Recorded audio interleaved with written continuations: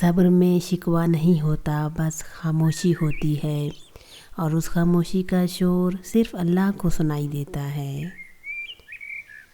صبر کر لے یہ سوچ کر کہ جو ہو رہا ہے اسی میں اللہ کی مصلحت اور آپ کی بہتری ہے۔ آپ اپنی زندگی سے بھلے ہی خوش نہ ہوں، پر کچھ لوگ ایسے بھی ہیں جو آپ جیسی زندگی جینے کے لیے ترستے ہیں۔ کائنات میں کوئی اتنی شدت سے کسی کا انتظار نہیں کرتا جتنا اللہ اپنے بندے کی توبہ کا کرتا ہے۔ نصیب ہار جاتا ہے لیکن دعا ہمیشہ جیت جاتی ہے۔ بس یقین کے ساتھ اللہ سے مانگتے رہو، وہ رب تمہیں مایوس نہیں ہونے دے گا۔ احساس کے لیے دولت نہیں، دل کی ضرورت ہوتی ہے۔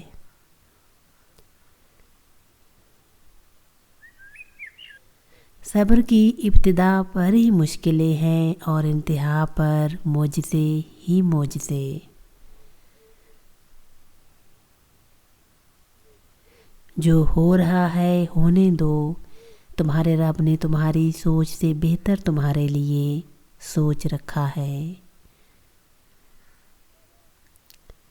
تکلیف میں سجدہ کرنا اور پھر تکلیف کو دنیا والوں سے چھپانا اللہ والوں کی صفت ہے۔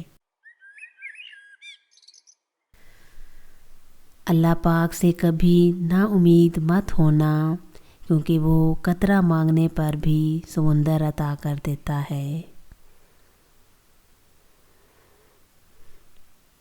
اے میرے اللہ، جب میں نفس کے بہکاوے میں آ کر تاریک راہوں کا مسافر بننے لگوں تو اپنے نور کی روشنی سے مجھے راہ ہدایت دکھانا۔ تہجد اللہ پاک کی لاڈلی عبادت ہے۔ سوچو تہجد گزار اللہ پاک کا کتنا لاڈلا ہوگا۔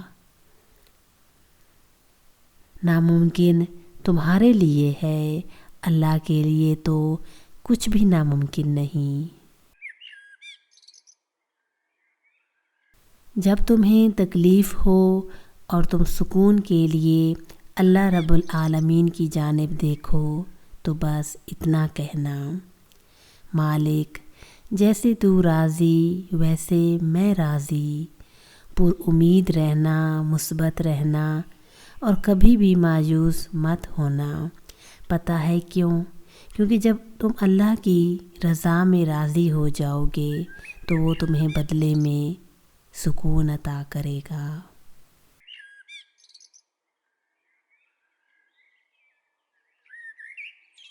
گرتے ہیں سجدوں میں ہم اپنی ہی حسرتوں کی خاطر اقبال، اگر گرتے صرف عشق خدا میں تو کوئی حسرت ادھوری نہ رہتی۔